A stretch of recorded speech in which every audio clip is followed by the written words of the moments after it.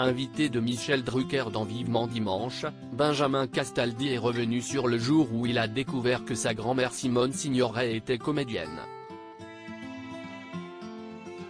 Depuis son départ de Touche pas à mon poste, Benjamin Castaldi se consacre à un nouveau projet au théâtre. Ce dimanche 10 septembre, l'animateur était l'invité de Michel Drucker dans Vivement Dimanche, où il a assuré la promotion de la pièce Bungalow 21, qu'il coproduit et dont il a confié l'écriture à Éric Emmanuel Schmitt. Présentée à partir du 14 septembre au Théâtre de la Madeleine, cette pièce portée par Mathilde et Emmanuel Seigner revient sur la liaison qu'Yves Montand a eue avec Marilyn Monroe, alors qu'il était marié avec Simone Signoret.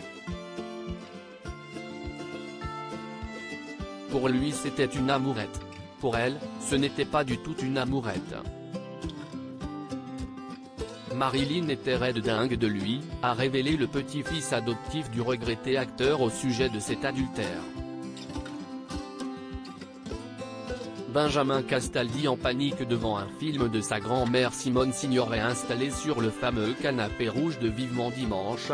Benjamin Castaldi s'est remémoré Simone Signoret qui, près de 40 après son décès, reste l'une des plus grandes actrices du cinéma français. L'ancien présentateur de Secret Story est notamment revenu sur le jour où il a découvert que sa célèbre grand-mère était actrice.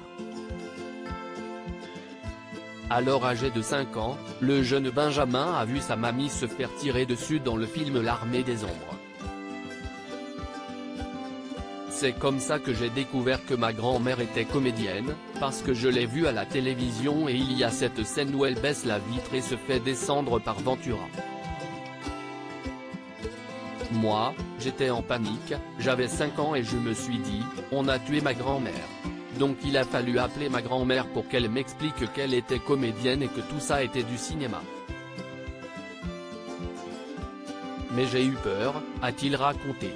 Le plus grand regret de Benjamin Castaldi concernant Simone Signoret et Yves Montand, proches de ses grands-parents jusqu'à la fin de leur vie, Benjamin Castaldi avait confié son plus grand regret à leur sujet dans son livre Je vous ai tant aimé, paru en octobre dernier. Parmi les regrets que je nourris à leur égard, il y en a un qui continue de m'obséder un peu plus que les autres, ne pas les avoir assommés de questions sur la Seconde Guerre mondiale. Ne pas les avoir assez sollicités pour qu'ils me racontent la guerre telle qu'ils l'avaient vécue, la guerre au quotidien, le climat, l'occupation, la résistance, Paris-Marseille, les privations, la peur, a-t-il écrit.